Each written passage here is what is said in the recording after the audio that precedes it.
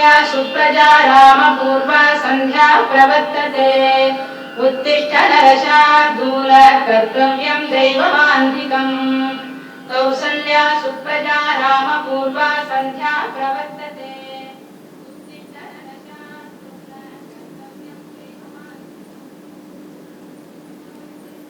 ಅಮ್ಮನ ಅಡುಗೆಯ ಕೈ ಚಳಕಕ್ಕೆ ಬಿಸಿ ಬಿಸಿ ಉಪಹಾರದ ಸುವಾಸನೆ ಮನೆ ತುಂಬ ಹರಡ್ತಿದ್ದಂತಹ ದಿವ್ಯ ದಿನಗಳು. ಆ ದಿನಗಳಲ್ಲಿ ಬಂದದ್ದು ನಮ್ಮ ಮನೆಯ ಒಬ್ಬ ಹೊಸ ಸದಸ್ಯ. ಹೌದು, ನಮ್ಮ ಮೊದಲ ರೇಡಿಯೋ. ಇದೊಂದು ಕಪ್ಪು ಬಣ್ಣದ ಚಿಕ್ಕ ಪೆಟ್ಟಿಗೆ, ಆದರೆ ಇದರಲ್ಲಿ ಒಂದು ಪ್ರಪಂಚನೇ ಅಡಗಿತ್ತು. ಹಾಡುಗಳು, ನಾಟಕಗಳು, ಕವನಗಳು, ಕಥೆಗಳು, ಅಬ್ಬಾ, ನಗು, ನೋವು, ಎಷ್ಟೆಲ್ಲ ಭಾವನೆಗಳನ್ನ ಇದು ಹೊತ್ತಂದಿತ್ತು. ಪ್ರತಿ ಸಂಜೆ ಕಣ್ಣಿಗೆ ತೋಚದ ಧ್ವನಿಗಳು ಕಿವಿಯಲ್ಲಿ ಹಾಸ್ಕೊಳ್ತಾ ಇತ್ತು. ಯಾರಿಲ್ಲ ಅಂದ್ರೂ ಪರವಾಗಿಲ್ಲ, ಈ ರೇಡಿಯೋ ಒಂದಿದ್ರೆ ಸಾಕು ಅನ್ನಿಸ್ತಾ ಇತ್ತು. ನಿಜ ಹೇಳ್ಬೇಕಂದ್ರೆ ಈ ರೇಡಿಯೋ ನಮ್ಮ ಮನೆ ಆತ್ಮವೇ ಆಗೋಗಿತ್ತು. ಮನೆಯಲ್ಲಿದ್ದ ನಾವಷ್ಟೇ ಅಲ್ಲ, ಊರ್ನವ್ರೆಲ್ಲರೂ ಬಂದು ನಮ್ಮ ಹತ್ರ ಸೇರೋದು ಒಂದೇ ಒಂದು ಕಾರಣಕ್ಕೆ, ಈಗ ಬಿನಾಕ ಗೀತ್ಮಾಲಾ ಶುರುವಾಗಿದೆ ಅಂತ.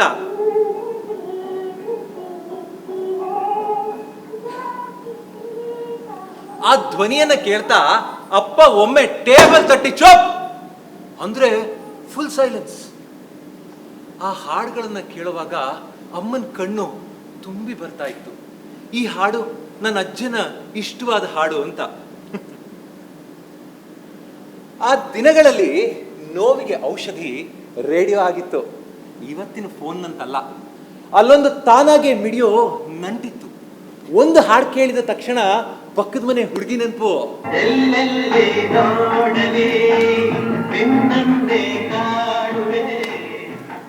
ಒಂದು ನಾಟಕ ಕೇಳಿದ ತಕ್ಷಣ ಶಾಲೆಯ ದಿನಗಳು. ಒಟ್ಟಿನಲ್ಲಿ ಪ್ರತಿ ಧ್ವನಿಯಲ್ಲಿ ನಮ್ಮ ಬದುಕು ಮತ್ತೆ ಮತ್ತೆ ಮರುಕಳಿಸ್ತಾ ಇತ್ತು. ನನಗೀಗಲೂ ನೆನಪಾಗೋದು ಆವತ್ತಿನ ಆ ರೇಡಿಯೋ ಧ್ವನಿ. ಮಿಂಚು ಮಿಂಚಾಗಿ ಹೃದಯದಲ್ಲಿ ಬೀಳೋ ಮುಗುಳ್ನಗೆ ನಿಧಾನವಾಗಿ ಮತ್ತೆ ಮುಳುಗುತ್ತೆ. ಇದು ಆಕಾಶವಾಣಿ ಬೆಂಗಳೂರು ಕೇಂದ್ರ. ಅದೆಂದೋ ಬಾಡಿದ ಮನಸ್ಸಿಗೆ ಮದ್ದು ಹಚ್ಚಿದ ಧ್ವನಿ ಅದು. ಆ ದಿನಗಳನ್ನ ನಾನು ಮರಿಲೇ ಇಲ್ಲ, ಮರೆಯಲಾರೆ. ಯಾಕಂದ್ರೆ ರೇಡಿಯೋ ಅಂದ ತಕ್ಷಣ ನನ್ಗೆ ಇವತ್ತಿಗೂ ನೆನಪಾಗೋದು ನನ್ನ ಅಮ್ಮನ ನಗು, ಅಪ್ಪನ ಮೌನ, ಸಣ್ಣದಾದ್ರೂ ಸೊಗಸಾದ ಸಂಸಾರದ ಮಧುರ ಕ್ಷಣಗಳು. ಅಪ್ಪ, ನಿಮ್ ಹಾಡ್ ಬಂತು ನೋಡಿ ಅಪ್ಪ.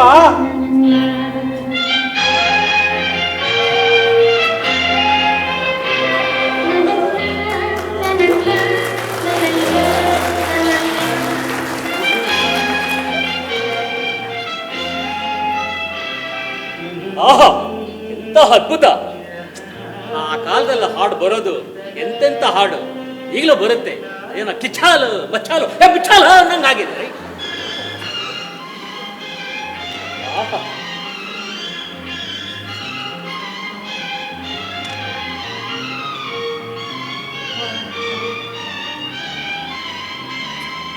ಈ ರೇಡಿಯೋ ನನ್ನ ಜೀವನ ಸಂಗಾತಿ.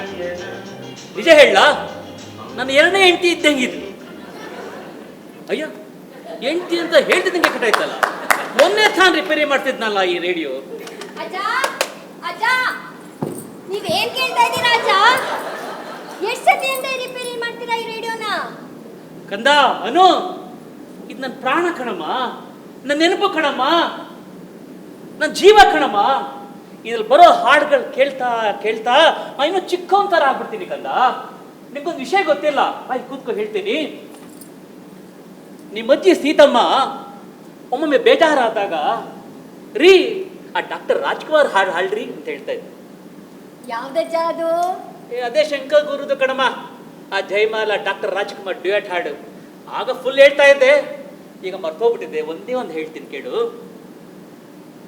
ಏನೇನೋ ಆಸೆ ನಿತಂದ ಭಾಷೆ ಇಂದು ವಸತನ ಕಂಡು ತನು ಮನ ಕೂಗುತ್ತಿದೆ ಬಾ ಎಂದು ನಿನ್ನ ಅಜ್ಜ ನೀನ್ ಇಷ್ಟು ವರ್ಷ ರೇಡಿಯೋ ಕೇಳಿದ್ದಕ್ಕೂ ಸಾರ್ಥಕ ಅಜ್ಜ. ಸಾರ್ಥಕ. ನೀನೇ ಇಷ್ಟು ಖುಷಿ ಪಟ್ಟಿರ್ಬೇಕಾದ್ರೆ ನಿಮ್ಮಜ್ಜಿ ಸೀತೆ ಇನ್ನೆಷ್ಟು ಖುಷಿ ಪಟ್ಟಿರ್ಬೇಡ. ಬಾ ಇಲ್ಲಿ ಕೂತ್ಕೊ, ನಿಮ್ಮ ಕತೆ ಹೇಳ್ತೀನಿ.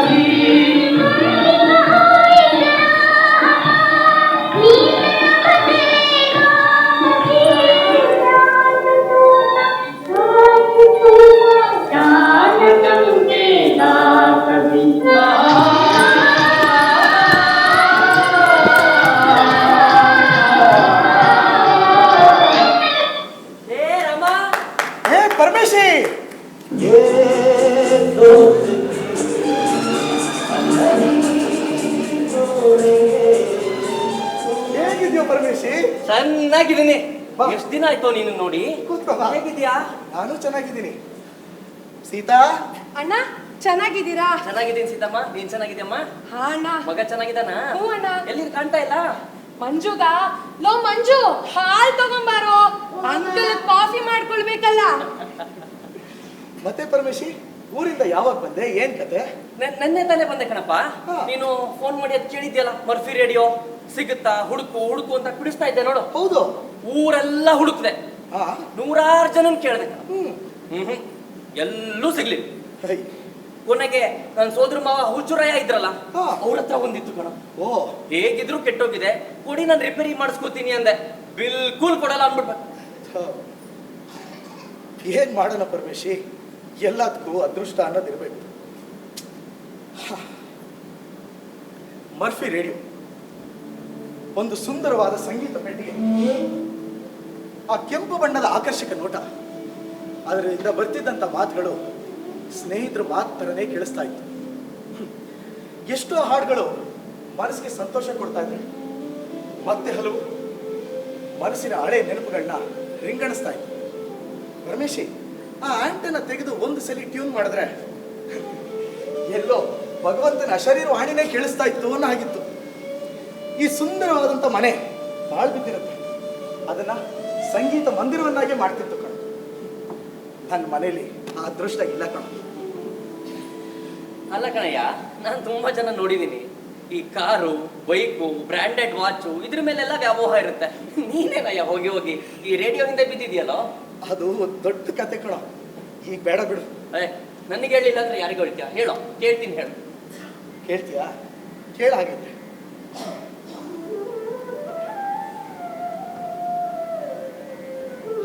ನನ್ನ ತಾಯಿ ಒಬ್ಳು ಶಾಸ್ತ್ರೀಯ ಸಂಗೀತ ವಿದೂಷಿ. ಅವಳಿಗೆ ಸಿನಿಮಾದಲ್ಲಿ ಹಾಡಬೇಕು ಅನ್ನೋ ಆಸೆ ತುಂಬ ಇತ್ತು. ಲತಾ ಮಂಗೇಶ್ಕರ್ ಥರ ದೊಡ್ಡ ಹಾಡುಗಾರ್ತಿ ಆಗಬೇಕು ಅನ್ನೋದು ಅವಳ ಆಸೆ ಆಗಿತ್ತು. ಆದರೆ ನನ್ನ ತಂದೆಗೆ ಬಿಲ್ಕುಲ್ ಅದು ಇಷ್ಟ ಇರಲಿಲ್ಲ. ಅವಳು ಶಾಸ್ತ್ರೀಯ ಸಂಗೀತನ ಶಾಸ್ತ್ರೀಯವಾಗಿ ಇಡಬೇಕು ಅನ್ನೋದು ಮಾತ್ರ ಅವ್ರ ಆಸೆ ಆಗಿತ್ತು. ಆದರೆ ಅವಳ ಧ್ವನಿ ಪ್ರತಿಯೊಬ್ಬರಿಗೂ ಕೇಳಿಸ್ಬೇಕು ಅನ್ನೋದು ಅವ್ರ ಕನಸಾಗಿತ್ತು. ಅದೇ ಒಂದು ಕಾರಣಕ್ಕೆ ಆಕಾಶವಾಣಿನೆಲ್ಲ ಅಲಿದ್ರು, ಒಂದೇ ಒಂದು ಅವಕಾಶ ಸಿಗಲೇ ಇಲ್ಲ. ಅದೆಲ್ಲ ನೋಡಿದ್ಲು ಏನೋ ನನ್ನ ತಾಯಿ ಆ ಮರ್ಫಿ ರೇಡಿಯೋನ, ಅದ್ರ ಜೊತೆ ಅಟ್ಲೀಸ್ಟ್ ಆಡಬೇಕು ಅಂತಾದ್ರೂ ತುಂಬ ಆಸೆ ಪಟ್ಟಿದ್ಲು. ನನ್ನ ತಂದೆ ಆರ್ಥಿಕ ಪರಿಸ್ಥಿತಿ ಅದಕ್ಕೂ ಅನುವು ಮಾಡಿಕೊಡ್ಲಿಲ್ಲ. ನನ್ನ ತಾಯಿ ಆ ರೇಡಿಯೋ ಸಿಗಲಿಲ್ಲ ಅನ್ನೋ ಒಂದು ಕೊರಗಿನಲ್ಲೇ ತೀರ್ಕೊಂಡು, ಅವಳು ತೀರ್ಕೊಂಡಿದ್ದೆ ತಡ ನನ್ನ ತಂದೆಗೆ ಹುಚ್ಚು ಹಿಡ್ದಂಗೆ ಆಗೋಯ್ತು. ಆ ರೇಡಿಯೋ ಸದ್ನ ಆರಿಸಿದ್ರೆ ಸಾಕು, ಮೈ ಕೈಯೆಲ್ಲ ಪರ್ಚ್ಕೊಂಡು ಬಟ್ಟೆ ಹರ್ಕೊಂಡು ಓಡೋನು. ಕೊನೆಗೆ ಅವನು ತೀರ್ಕೊಂಡು. ಈಗ ಆ ಮರ್ಫಿ ರೇಡಿಯೋ ಹುಡ್ಕೋ ಕಾಂಟ್ರಾಕ್ಟ್ನ ನಾನು ತಗೊಂಡಿದ್ದೀನಿ. ಪರಮೇಶಿ, ಮರ್ಫಿ ರೇಡಿಯೋ ಅನ್ನೋದು ಬರೀ ಹೆಸರಾಗಿಲ್ಲ ಕಣ, ನನ್ನ ತಂದೆ ತಾಯಿ ಉಸಿರೇ ಆಗೋಯ್ತು. ಹೋಗ್ಲಿ ಬಿಡಯ್ಯ, ಗೊತ್ತಿರಲಿಲ್ಲ.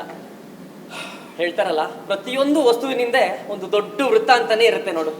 ಆಗ್ಲಿ, ಆ ದೇವ್ರ ದಯದಿಂದ ನಿನ್ಗಿಷ್ಟ ಇರೋ ಆ ಮರ್ಫಿ ರೇಡಿಯೋ ಆದಷ್ಟು ಬೇಗ ನಿನಗೆ ಸಿಗೋಂತಾಗ್ಲಪ್ಪ. ಸೀತಮ್ಮ, ನಾನು ಹೋಗಿ ಬರ್ತೀನಿ. ಕಾಫಿ ತುಂಬಾ ಚೆನ್ನಾಗಿತ್ತಮ್ಮ, ಮಕ್ಕಳು ಚೆನ್ನಾಗಿ ನೋಡ್ಕೋ, ಗಂಡ ಹುಷಾರು. ಆ ಮರ್ಫಿ ರೇಡಿಯೋ ಹುಡ್ಕೊಂಡೆಲ್ಲ ಹೊಡ್ಕಿರ್ಟಾನು. ಆಯ್ತು, ನೋಡ್ಕೋತೀನಿ.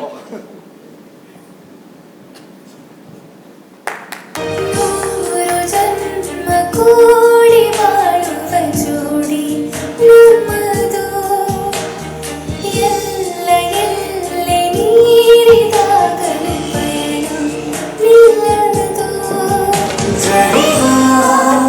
ಜನರೆದುರಿನಲ್ಲಿ ನಿನ್ನ ನೆರಳಾಗಿ ನಿಲ್ಲುವೆ, ಜಗದ ಕುಣಿತಿರುವವರೆಗೂ ದಿವ್ಯಾ, ಆ ಸೌಂಡ್ ಸ್ವಲ್ಪ ಕಮ್ಮಿ ಮಾಡೆ, ನನಗೆ ಮೀಟಿಂಗ್ ಇಲ್ವಾ? ಏನಿರ್ಲಿ ನಿಮ್ದು, ಯಾವಾಗ ನೋಡಿದ್ರು ಮೀಟಿಂಗ್ ಅನ್ಕೊಂಡು. ನನಗೆ ಸೀರಿಯಲ್ ಇಂಪಾರ್ಟೆಂಟ್. ಆ ಟಿವಿನ ತೆಗೆದು ಆಚೆ ಬಿಸಾಕ್ಬಿಡ್ತೀನಿ ನೋಡು. ಬಿಸಾಕಿ ನೋಡೋಣ. ನಮ್ಮ ಅಪ್ಪ ಕೊಡ್ಸಿರೋದು, ನಿಮ್ಮ ಅಪ್ಪ ಅಲ್ಲ. ಅಮ್ಮ ಅಮ್ಮ, ನಂಗೆ ಹಶ್ವಾಗ್ತಾ ಇದೆ, ಊಟಕ್ಕೆ ಹಾಕಮ್ಮ. ಅಲ್ಲೇ ಇದೆ, ಹಾಕೋ ಹೋಗೆ. ನಮ್ಮಮ್ಮನ್ಗೂ ಟಿವಿನಲ್ಲಿ ಇಟ್ಬಿಟ್ರೆ ಮುಳ್ಗೋಗಿರ್ತಾಳೆ. ಅಪ್ಪ ಅಪ್ಪ, ನಂಗೆ ಊಟಕ್ಕೆ ಹಾಕೊಡಪ್ಪ. Anu, I am in a meeting ಕಣೋ, ಪ್ಲೀಸ್ ಡೋಂಟ್ ಡಿಸ್ಟರ್ಬ್ ಮೀ. ಅಜ್ಜ ಅಜ್ಜ, ಏನು ಕಥೆ? ನಂಗೆ ಹಶ್ವಾಗ್ತಾ ಇದೆ ಅಜ್ಜ. ಬಾ ಕೂತ್ಕೋಕಂದ, ನೋಡ್ತೀನಿ ನಿಮ್ಮ ಅಮ್ಮ ಏನು ಅಡುಗೆ ಮೇಲೆ ಮಾಡಿದಾಳೆ ಅಂತ.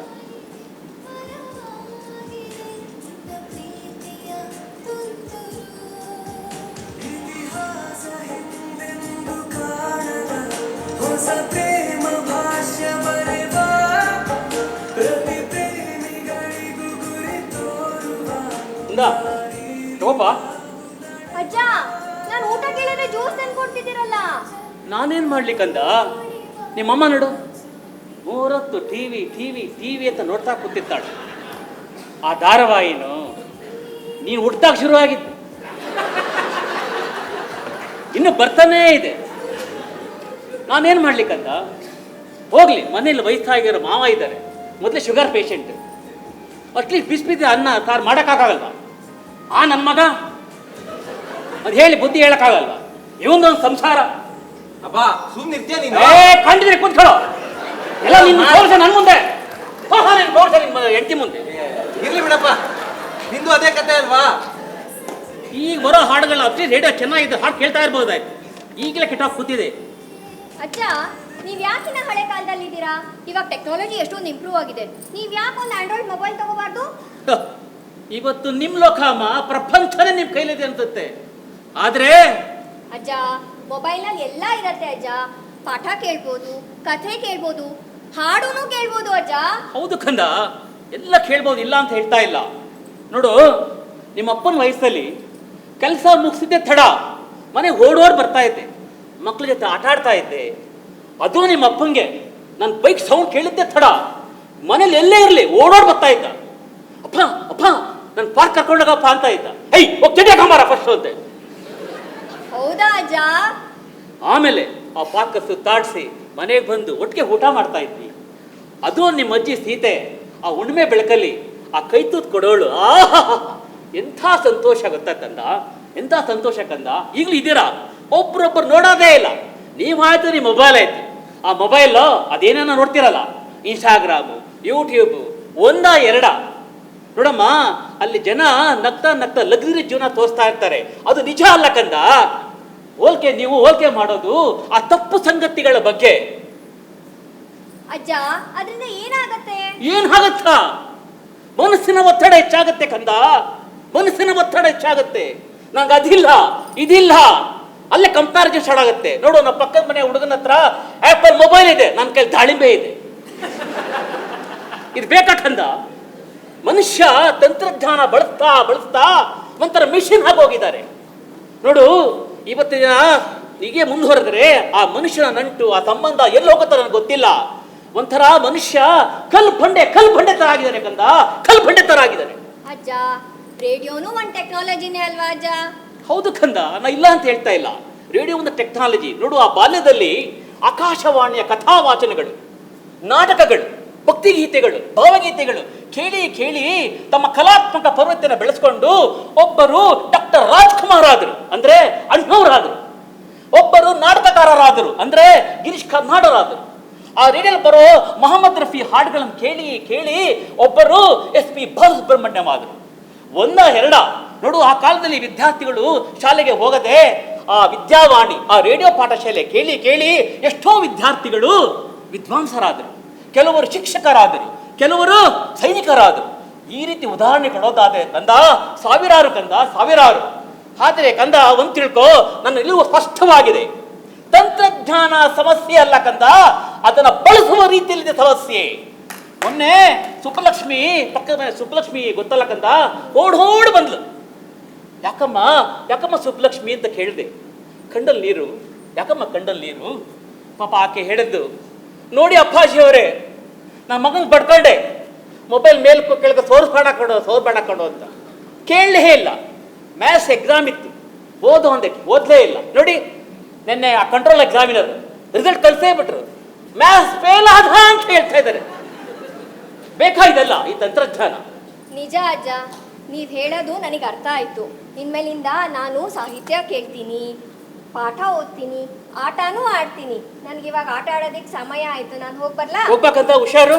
ಹಳ್ಳಕೊಳ್ಳ BP ಸರಿ ಮುಚ್ಚಿಲ್ಲ, ಹಳ್ಳಕೊಳ್ಳ. ಅಪ್ಪ, ನೀವು ಹೇಳಿದ ಮಾತನ್ನೆಲ್ಲ ನಾನು ಕೇಳಿದೆ ಅಪ್ಪ.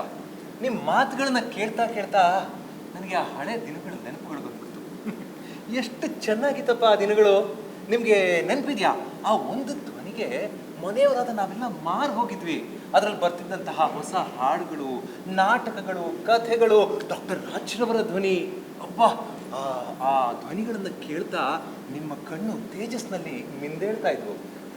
ನನಗೆ ನಿಮ್ಮ ಮುಖ ನೋಡಿದಾಗ ಅರ್ಥ ಆಗ್ತಾ ಇದ್ರಪ್ಪ, ಆ ಹಾಡುಗಳಲ್ಲಿ ನೀವು ಬದುಕನ್ನು ನೋಡ್ತಾ ಇದ್ರಿ, ಆ ಹಾಡುಗಳನ್ನ ಜೀವಿಸ್ತಾ ಇದ್ರಿ.